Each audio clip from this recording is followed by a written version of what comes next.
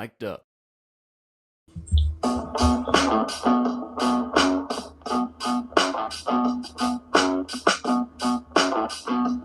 Hello, Yankee fans. Welcome to Yankees Coast to Coast.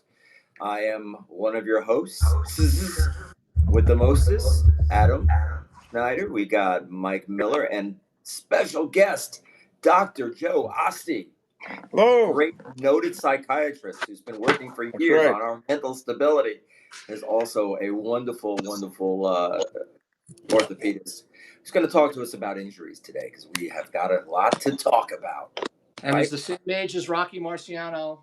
Same age as Joe Louis when he fought Rocky Marciano. No. According to Country Record, 123 years old.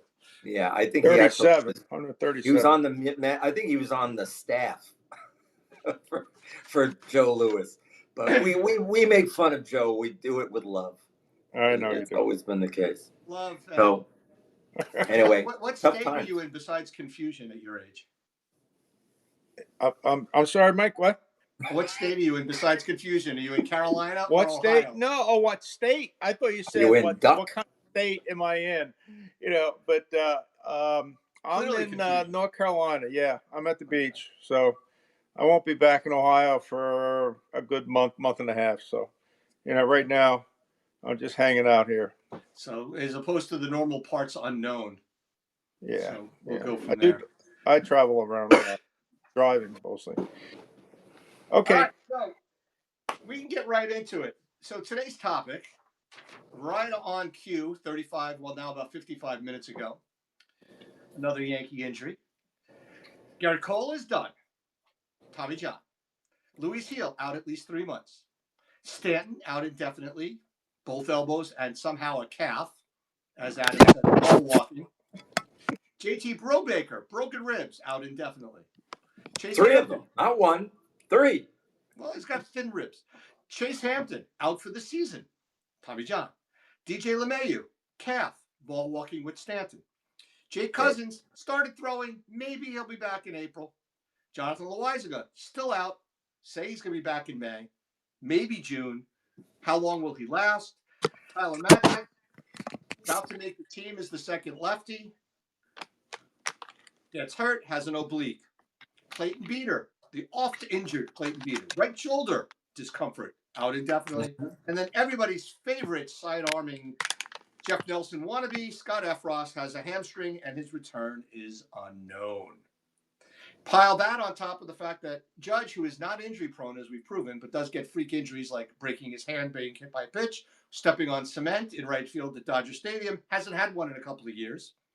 Carlos Rodon gets hurt every other season unless it's a contract year, and threw the second most innings he's ever thrown in his career last year at 175, is due for his injury this season because it's that year. So what the hell is going on? Adam, what do you got to ask Uncle Joe? Well, I'm interested in I spend a lot of time looking at players of the past, players that we grew up loving. I never remember fearing spring training like I do now. Now it feels like there's something's going to happen. They're either going to show up broken or they're going to break something, and they're going to be out for months. And I wonder what's happened. This was not something that we saw before, and I'm interested in asking, the medical professional that we know, what they think, what you think of the problem now. Is it about diagnostics, or is it about, do we just know about this stuff more, or are these guys not coming? Are they not exercising? Are they not prepared physically for baseball the way it's played today? Wait, Joe, before you answer, I would also like to add to that is you got to remember, back in the day, since even you and I, Adam, were old enough, much less Joe, who was around, when they didn't let black players play. Back in the day, these guys had jobs during the off season and didn't work out at all. So the other part of that question that I want to add, Joe, is, are they in too good a physical condition and they're not flexible enough? Is the other question. So there you have it, Joe. Your cue. Okay. Well, going back to what the players did back in the day, they, like you were saying, they basically didn't do a whole lot. They were car dealers, and they worked in shops, and they had to earn money because they weren't making that much money. They had to have a second job. Nowadays, they don't have to do that. So you would think with the kind of money they're making, they work out a lot more. Now, you had mentioned, I think during the week in one of our texts about the CBA, where the CBA says that the teams can't only make recommendations as to what the players can do in the off season, as far as they give them recommendations for training. They can't send somebody to go and oversee what they're actually doing, and they can't request them to go, let's say, the Dominican for win a ball, or I think they ask them to do it, and it's up to them if they really want to do it. But if they're So, injured, but if they're injured in baseball season and they're recovering from an injury, let's say oh, like Loizaga was, they do have input in what's going on with correct. rehab. Correct. Okay. If they're already hurt, but if they're not hurt, trying Right. to get prepared for the next season, they have no capability of telling these guys. Well, they can tell them what to do, but they can't actively train them. So that's number one. Number two, we can go back to last year when we talked about with pitchers, the velocity and the spin rate. Those are two things that is causing arm injuries. The velocity, it's not the overuse, because pitchers used to do complete games all the time. Now they're five and dive, and so it's not overuse. If anything, it's maybe not throwing enough. But it's the velocity, and it's the spin that they put so much torque on their elbow and shoulder that's causing the pitching injuries. The other injuries to position players, that can come down to maybe too much weight training. You look at Stanton. I'll guarantee you that his problem with his elbows is weight training. It's overuse of curls and pull downs, because if he has tennis elbow, that's right in through here, and there's a muscle. It's called the extensor carpi radialis brevis that We'll attaches right to this little bump right here. Okay. That's listen where up, I Mike. had There'll my be a surgery. test. There's going to be a test at the end of the class. Go ahead. Okay. Pickleball elbow. Yeah. So, and that anything you do, any kind of pulling up, brushing your teeth, combing your hair, it's going to cause a lot of pain.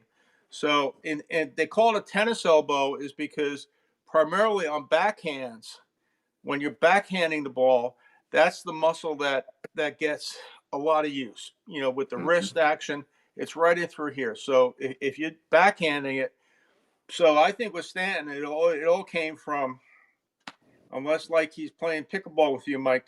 He was. I refused to go mall walking, so he played pickleball with me. Yeah. It's hard to get it past him, though. He's so big. Yeah. So He's slow. Don't worry, he's slow. it has to be pull downs both ways, and that's what he's doing. You see how big he is. He's doing weight training all the time. But they really, he wasn't hurt, so I bet they did worry about him this off season. But he was hurt, Adam. They said he was hurt that's the part that's bothering me the most. But what degree? Is it an fishy. injury that is being rehabbed that they need to, or is it anybody who's been hurt? Because everybody's hurt at one point or another. Right. No, he was not injured because he was playing. But the thing for me is he was at his best at the end during the playoffs. And that's when obviously he was hurt still. It's not like he got better and then the playoffs came. So he was hurt. So I happen to agree with Joe. He had to do something to not properly rest it or treat it in the offseason. And the Yankees had no say because he was not injured. That's and right. I say injured with the air quotes around it with my best, I would suspect that he was Dr. injected. Evil. Yeah, I would suspect that they were sticking some lidocaine, cortisone, not cortisone, but Marcaine or some long acting anesthetic around that area, and it won't go all the way down to like numb up your hands. It could be localized right in this one area. Those shots hurt like a mother. Nah, well, if It's it's done the right way, it's it shouldn't hurt. But the same thing was happening with Jeter when he had that supposedly stress fracture. They were shooting up his ankle, and that's the reason he broke the freaking thing, is because they were shooting it up with anesthetic before games, and that's how when he eventually just broke it. so that's like North Dallas 40, the movie, when they shot up that running back in his hamstring, and then it seized up on him. Then they were looking at his hamstring, and Nick Nolte said, "Look at his face! Look at his face!" Yeah, yeah. The thing about this, and I wonder if this is something. I don't know how long this rule has been in place.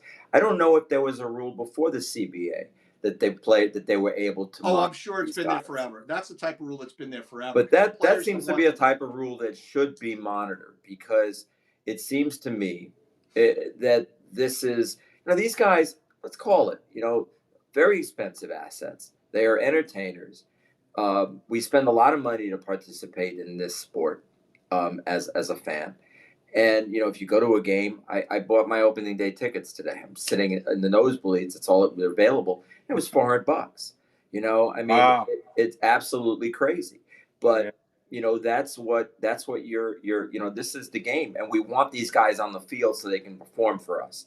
And the idea that they can just spend the entire winter being free and doing whatever they want. I love it. Listen, Well, they're somewhat retire limited. and do all you want. They are somewhat limited in their activities that they can do. Like they're not allowed to go skiing. Yeah.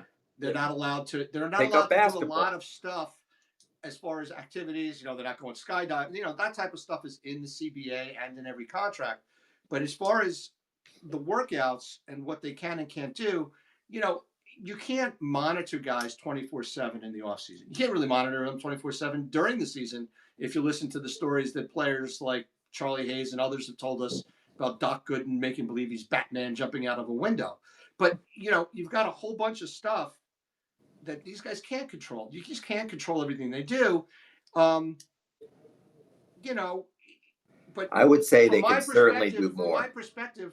I'm sure they give every single player a workout plan. Like last year before the season started, they talked about how they gave Stanton a whole stretching, not necessarily yoga, but a whole stretching type plan to improve the elasticity of his muscles so that he could potentially play outfield, which he didn't do once last year. Yeah. So they do give them stuff that they're supposed to follow, but you can't be on top of it. And then you get the situation where these guys lie through their teeth anyhow. I remember, Jeff Kent, he ripped up his leg. He said it was washing his car. Cespedes said that, he hurt himself. He hurt himself doing something, but he was really doing something running his four-wheeler, chasing around wild boar on his land. A wild boar. Yeah, that's what it was. What a It was a nutcase. wild boar on his land that he blew out his knee. I mean, so you can't monitor these guys 24/7, but they do give every single player a workout plan. Yeah, they need to. I think that this is an area that they need to look into, because it seems that the proliferation of these preseason injuries are greater than they have been before, and that to me feels that stinks of coming in either too good a shape or in bad shape already, broken. Well, from my perspective, the guys listen. Cole's elbow is from throwing. Heels is from throwing. Stanton's, God knows what it's from. Brubaker got hit by a line drive. That's a No, I don't think he did not get hit. One ball is not going to break 3 ribs. Well, Yeah, it was how he did it. He got out of the way. But he broke through, which is a conditioning thing too. What kind of shape is his bones? I mean, the guy's in his 20s, isn't he? Yeah. Well, maybe he's not. Maybe he's a 70-year-old lady and is having bone density issues. I mean, he turned. I think I saw the play where he just kind of turned to get out of the way, and he broke 3 ribs. Now, are they in the front? Are they in the back? Are they, these floating ribs that are down at the bottom? Right. They don't tell you. DJ's got a calf issue. That would be a conditioning stretching issue. Cousins had an arm issue from throwing, right? Matzik's got an oblique. He was not signed by anybody, by the way, but he's got an oblique. Beater's got shoulder discomfort. Efros has got a hamstring. I would say Efros is potentially conditioning. But these pitchers blowing out. Let's go switching topics a little bit, or switching perspective. Go back to. You didn't mention heel. Well, heel has latissimus dorsi, which is basically a back muscle. It's a big, broad, sounds black. like a girl I dated in college. Huh? The name sounds like a girl I dated in college. Latissimus dorsi. Yeah. That's what they call a lat, because the real name is latissimus dorsi. But it extends all the way from your lower back all the way up to underneath your arm, actually, Right. through here. Okay. Now they didn't say. Good thing it's Now, they not say smell-o-vision. they say it's a strain. So strain is typically muscular. Now, if it's near the tendon, where the tendon inserts into the arm, there's a problem. And Yeah. typically, if it's a tendon tear, these things don't heal real well, and very often surgery is Well, necessary. they said it's with the strains they keep saying grade 1, grade 2, grade 3, whatever it is. Does a tear get diagnosed as a grade 1, 2, 3, or does it get diagnosed as a tear? Every strain is a tear. Every sprain is a tear. It depends upon how they grade it. MRIs can typically show, but a lot of it goes by the symptoms, by feel, by pressing on the area, and actually feeling where the discomfort is and how much it is. That's pretty much it. It's almost a guess job between grading, unless it's a 1 or a 3. But the MRI would reveal what it is. It'll show fluid. It'll show if it's really specific. If the cuts are really fine. Now the cuts are the layers of cuts that they take. If they take really minuscule cuts, they can delineate exactly where it is, and how deep it is, or how much of the muscle or tendon is damaged. How does it show up? Does it show up on the imaging as heat, like color? Is it color coded? How do you know? Fluid will show up as colors. It shows up as black, on an MRI. CT scan. Are you allowed to say colors and black at the same sentence anymore? Is that politically incorrect? No, it's correct. Yeah. But Libertarian. now, if Stanton eventually needs to have surgery, there's 2 ways that they could do it. They can open up his whole elbow and clean it out, or they can do it arthroscopically, which is small little incisions where they go in with a scope and they can clean up the fibers on the tendon where it inserts into the ulnar, the humerus up here. So, but if it's a bad tear and it's off the bone, can they do arthroscopic if they have to reattach it to the bone? It doesn't need to be reattached. It's not a tear. It's free. The tendon where it gets close. It's a muscle right in through here. It's a muscle right here, but it attaches right to this little bone right here on your humerus, which that's where I'm swollen. Is that bone is swollen on me? Yes, swollen bone. Good for you. And no Viagra, and I've got a swollen bone. Yeah, but they go in and clean that up, and that's it. And then they have to pretty much cut the covering, which is a fascia, over that part, so that it allows that muscle and that tendon to be freed up. It's dicey. That's 4 to 6 months. So that's basically he's and Stanton's not known as a quick healer. But going back to both the lat strain and the tendonitis that Stanton has, can you tell based on where the pain is? Like if it's away from the bone, it's probably not as severe. Whereas if it's right next to the bone, it's more severe. Yes. Yeah. And then it's tendon. If it's close to the bone, because tendons attach muscle to bone, whereas muscle is just it's just red muscle, and that heals with rest pretty rapidly. But if it's a tendon issue, then like if it's high, like I said, and that was my concern. If you have a pain in this part of your arm, as opposed to up here at that ball point that you were talking about, the odds are that's more muscular than it is tendon. Yeah. Okay.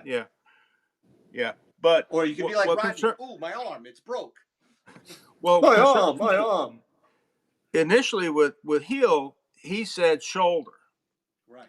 Now, and then it was like, I even mentioned it, one of our texts, it's like, wow, all of a sudden it went from shoulder to a latissimus dorsi problem, which is basically lower. So that makes me concerned that maybe higher. Back here. Yeah, it goes all the way, really, from the sacrum all the way. I mean, it's a huge muscle. It's big, but it's flat. It's a flat muscle, and if he did say shoulder, that means it's up near his shoulder and his arm. I'm concerned that it might be tendon. So, if that's the case, it's going to be a lot longer than a muscle tear. Well, Or Yeah. it was. I mean, they described it as the same exact injury as Schmidt last year, and that was 3 months. well, No, you no injuries again, you don't exactly know the where. same, but still. Yeah, they're not telling you where it. What the lat is a muscle, but also has a tendon component as well. Okay. So you just So don't know where it is. can I ask you a question just about, and I want to bring this up to both of you. I'm really interested in this. Um, this is back to Cole, and we all know what happened with him at the end of the season. He opts out of his he threatens to opt out of his contract. And then rather than opting out, which would have automatically required the Yankees to make an either a goodbye or a call to take him with 1 extra year, he waived the requirement and decided to stay on the original contract. So the Yankees were not obligated to let him go or to pay him an extra year. Well, he could have walked. He chose not to walk. Exactly. So he chose not to walk, so the Yankees did not have to replace him, and they didn't have to pay him an extra year. So they thought everything's copacetic. It's wonderful. Do you think that it's possible that the reason that he didn't exercise was because he knew, because the Yankees had given signs they weren't going to give him the year. Are you saying he So, did? Wait, did you say he did not exercise? well, that he wasn't going to exercise the option. Oh, exercise the option. I thought you meant like It, like No, do you walking two, think it's walking two, possible one that the run. reason that he did that was because he knew that if he had left, the Yankees were not going to give him the extra year, so he'd be obligated to either leave or to embarrassingly go backwards. But by leaving, he would have been subject to major testing. Oh, Everything that would have happened. I had two things on that. I actually think the Yankees were afraid of exactly this and didn't want to give him an extra year. And I think that he was afraid of exactly this and didn't want to go out into the marketplace Yeah, and try and get a contract where somebody was going to do a full physical like they would do before they'd sign him to a $40 million ring. exactly. So I think both So, sides. I think the so Yankees called his bluff because they knew this. They had an inkling, and I think he succumbed and said, "Okay, I'm not walking," and pulled back because he also thought the same way. I think they both thought the same way. I mean, obviously, we're 100%. not in anybody's heads, but I think that to me that was the smart move by both of them. Doc, what do you think? Yeah, you're both 100% correct. Well, you got to remember back last spring. Remember when they came out and said, he had nerve inflammation and edema? Well, edema comes because of irritation, that's fluid buildup. And, he had neuritis in that nerve, which is right next to where the ulnar collateral ligament is, right here. Okay, that's where he had the swelling, is right here. So, what causes that? Throwing. While throwing, and a mechanical issue where um, something is irritating that nerve. Now, what is irritating that nerve? Kramer. It's either a sloppiness of the ligament. The ligament is loose, so the elbow is moving more than what it should. Mm-hmm. So it creates more strain on that nerve. So the nerve becomes damaged and it becomes inflamed. And they were able to calm it down, probably with a lot of physical therapy, a lot of injections. Well, this PRP shit, I don't get it. I don't know how that really helps. I mean, steroids are, I mean, we can get into the difference between steroids, and between anabolic steroids and catabolic steroids. Catabolic steroid is what you would say, cortisone, Cortisone. triamcinolone is, but anabolic steroids are completely, is a completely different. So Cortisone is a steroid, bozo. Yes, yes, I know it is. I've learned my lesson. It is a steroid. He'll never forget it. The best part, he'll never forget it, Joe. Joe not ripping me a new one just now. But I'm I not was that kind of doctor. I was tired that day. I might have been binge watching too much at night too. You're 137 years old. I don't 1923. blame you. But so the other thing I wanted to say is going back to the pitchers way back in the beginning of this long conversation is, pitchers used to pitch a lot more innings and things like that, but they were also pacing themselves, Sergeant. Whereas the pitchers today are told, throw until you drop, as hard as you can, as long as you can. even the starters. Whereas a guy like a Catfish Hunter or even, some of these other guys, obviously all the guys that pitched for the A's and Billy Martin, who had 25 complete games this season. But all of those guys back then, they were pacing themselves. And one of the things that I heard Justin Verlander say in an interview this year was that over the course of his career, he's learned not to be full out on every single pitch for the game. He's learned, when he was younger, he said he could do it and throw 140 pitches and he'd wake up the next day fine. He said, but as he got older, he said, I can't throw 140 pitches at full exertion, but I know when I need to rear back and throw the 97, 98, and when I can get away with a little bit more cut and a little less velocity. But the guys today, they just go until they drop.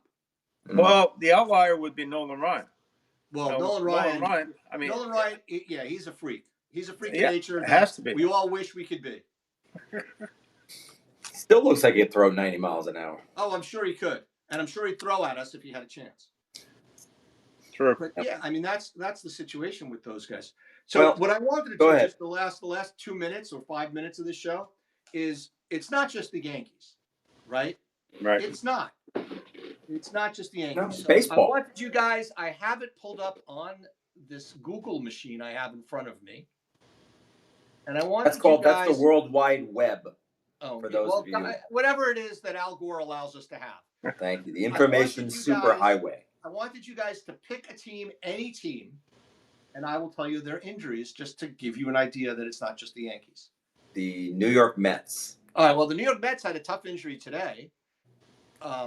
Alvarez is out 6 to 8 weeks. He broke his hamate bone on his left hand. That's hard. That's hard to come back from. Catcher. So that's a bad one. All right. So here you go. Here's your Mets injuries. You ready? Mm-hmm. Brendan Nimmo is day-to-day with a knee. He just resumed activities on Monday. Daniel Nunez, a relief pitcher, he's out. They don't know how long it's going to be. He threw a live batting practice for the first time. Starling Marte, here's a surprise.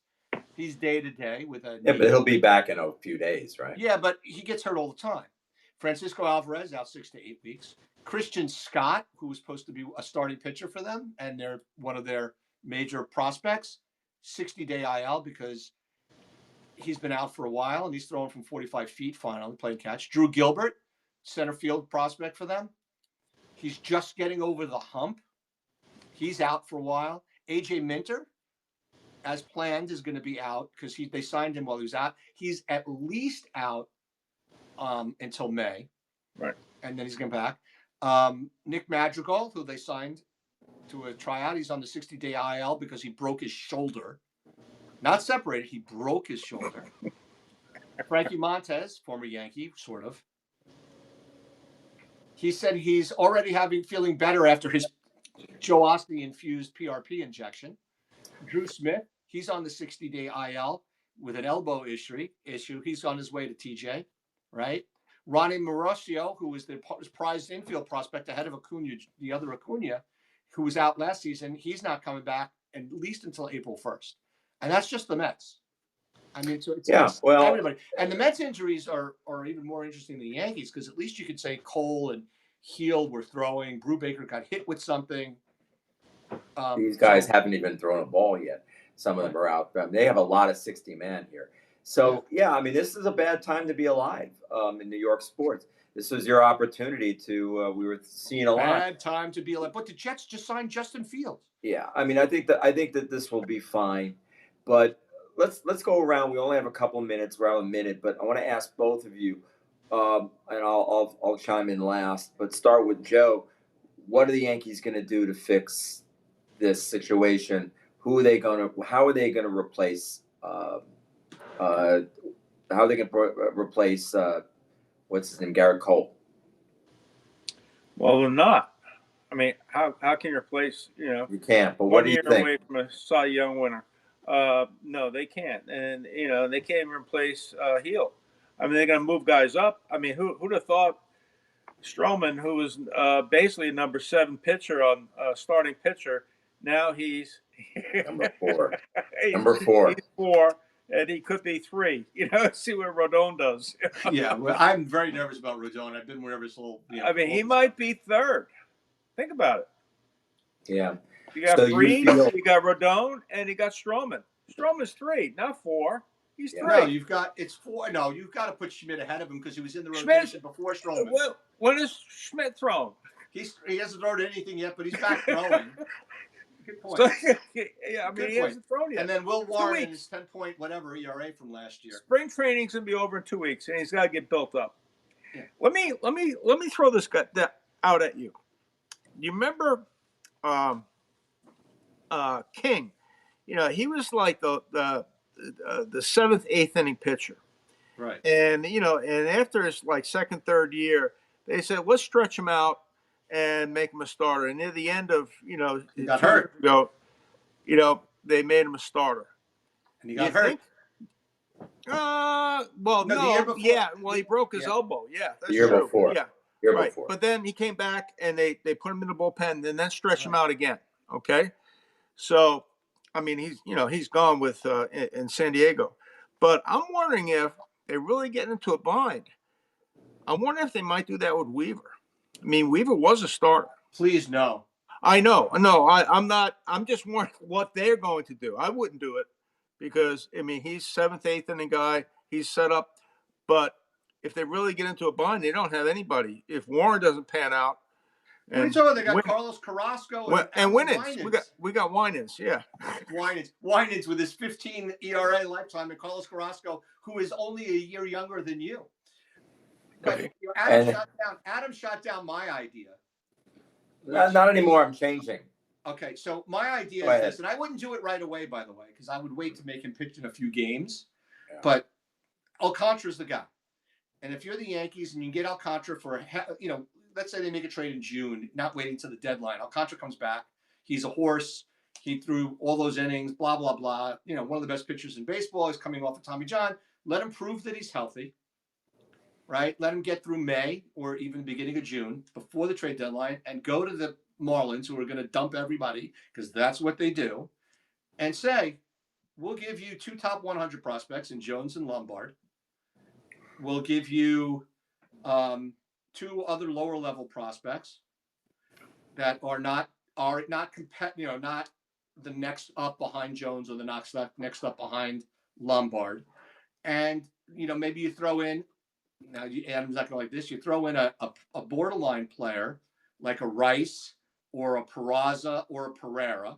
So they get a major league level player. Not that Jones wouldn't be right up for them anyhow. And you say, here we go. We have 4 or 5 guys. And then maybe you throw in a bullpen piece. Not one of your better not your big 3 of Cruz, Weaver, and Williams. And you say, we want Alcantara. It's the type of deal that the Marlins make all the time. You're giving them some major league ready prospects in Jones and potentially Lombard, a major league guy who never had a shot, perhaps, in a Peraza or a Pereira, assuming Dominguez works out, and some low level prospects that you have no idea what they're going to do. It's a type of trade that the Marlins would go for. Now, I don't think the Yankees can compete with Baltimore. I don't think they can compete with the Red Sox with their minor league system. They can't compete with the Tigers minor league system. And God knows, Dodgers always figure out a way as well. They can't compete with the Padres minor league system right now either. There's a lot of teams with really good minor league systems. And just today they were talking about the Reds being a big sleeper in the Alcantara deal because they have a bunch of stud minor leaguers. I'll tell you why they're not going to do it, and they won't do it for a while. If they do decide to do it, it'll be too late, because the Yankees now are very nervous about these injuries, and they're not 100% certain that is it Alcantara? Is it Alcantara? Alcantara. How Alcantara is going to come back from this? He's coming back from Tommy John. There's the possibility he's not going to be the same. They're going to want to see him 100%. Well, that's why I said you wait till June. They're going to wait till June, but knowing the Yankees, it'll be too late. Someone else will take the risk because they have the studs to give up, and the Yankees don't have it. So the Yankees are going to give these guys. They aren't going to give up their entire farm system, and they're probably their third backup, their third catcher, their backup first baseman, and probable DH. I still think, for a guy who may not have 95 left in his arm. So that's why you wait till June. Is he controllable next year as well? 2 more years after this season. So it's 3 Because total. Right now, it's 3 total. If he were to get traded today, Yeah, he's going to 3 go to total. somebody else. He's worth it, but he's not. The Yankees will not do it because they're not going to take a risk on it. They're going to want to see it. They're not going to bring another guy at that level, give up so much for somebody who may not have it. So someone else will come in and do it. I'm thinking though more. I'm beginning to think more like you. I would personally rather, until yesterday, I was thinking I'd like them to fortify their bullpen a little bit more because I think it's very strong. Because I do think that they're looking at a 4-inning team now. They're a 4-inning, 5-inning team. Just get them out there, keep them in the ball game, and put in an absolute, shotgun back end of a complete shotgun, bullpen. Nothing gets past any of these guys. So you're looking at a situation where you want it to be Nelson, Stanton, Rivera to Wetland. Well, I mean, I'm happy with what they have right now in the 8th and 9th. I'm wondering more about the 6th and 7th. Well, I'd like to see Cruz is crucial. if Cruz can do well, if Cruz steps up, then Joe, your idea suddenly becomes a possibility. The idea of Weaver then becoming a starter could happen because they'll have somebody to replace a late inning guy. But I don't see it. I think they're going to make a trade. I wouldn't be surprised. Are they going to bring in somebody? I'd love them to bring in my Robertson, but not I wanted not on Robertson 10 at the million. beginning of the offseason. I liked Robertson coming in, But not on 10 million. Bring him in for 2 million with an incentive, and see if he can help them. But I'd like to see that. But I'm beginning to think more likely they're not going to do that, or they will, but they're going to do something else. Maybe they're looking at Preller out in San Diego. They have a lot of problems out there. Well, they're trying to dump either Cease or King. Now King would be great. Could they bring King back? Well, they already said today that they don't want to trade him, and he's making $15 million. I just want to make one point. I think Hal is going to go way over the 301, wherever it is right now, 305. He's going to go way over it. Yeah. A lot of people don't seem to understand that. I mean, I know you guys do, but they're in that mid salary range from 241 to 301. It's 95% of the salary that they pay in taxes. So they're already getting killed, you're saying. Right. Yeah. So from after 101, it's 110. So it's a difference of 15%. No, isn't it 150 or something? I don't remember. No, it's 110%. Yeah. So it's a matter of 15% between 95% that they're paying from 291 to 301. Yeah. So they're already doing it. 241. I'm sorry, 241 to 301. Okay, they're paying 95%. Well, you're saying in for $1, in for a pound, or in for a penny, in for a pound. I think he's going to go, and Kay has said this last couple of weeks. He says, "What the hell, why don't they go to 340? Go up where the Dodgers are." So I think he's going to, it may be a Cease thing. It may be something big that he's going to do. Maybe Cease is not that expensive, but he's only a 1-year rental. Yeah. And he's also a guy who has trouble throwing strikes. They need somebody. He's also a guy that they need somebody this year for sure. I know. And Cease is the type of guy the Yankees have had success with. These hard throwing guys who have some control issues. So we'll see I think it could happen. Listen, I agree with you. I think he's going to have to make some moves because listen, they've got a lot of season ticket holders. They've got a lot of people. They're going to be. The money's already in the pockets. Yeah, but they're going to piss a lot of people off. And they really got to do something. They're gonna have to fix the problem. Lemmings show up to every game. Me and Osti just watch. I don't know. I'm like Kramer. I'm like Did you really pay $400 for opening day tickets this year? Yeah, well, it was a gift. I had to do it. My son, it was a present. We were all excited. We love going to opening day, so it's special. But I love going to opening day also, but I wouldn't do it for that money. We'll go to opening day. You guys are making me feel better about the golf club I just bought to replace my driver. So. We won't go to opening day. We won't go again until we'll go to one of those $10 a night games, and I think you should go to Old Timers Day just to listen to the conversations. Yeah. I love when they're sitting there. So, how do you feel about being a 1996 Yankee? It was great. As long as Johnny Damon shows up drunk, I want to see that again. I love that. Love it. All right, boys. It was All great. right. Okay. Joe, thank you. That was Joe so Osti, nice. thanks for the medical insights. And look, That was Very. fun. for those of you who are watching live, which is all maybe one of you, thank you. And remember, all of our shows, past, present, and future, are on our YouTube page at Yankees Coast to Coast. And do us a favor when you're there, would you subscribe? It will help us to know if we're doing a good job. So, Do you really care? Are you having fun? no, not You having really. fun? All that But matters is if you're having fun. we just want you to enjoy yourselves. All right, Joe. We'll see you again real soon. Okay. All right. Thank Take you, care, buddy. Take it guys. easy, guys. All right. Thanks again. Bye. All right. Bye bye.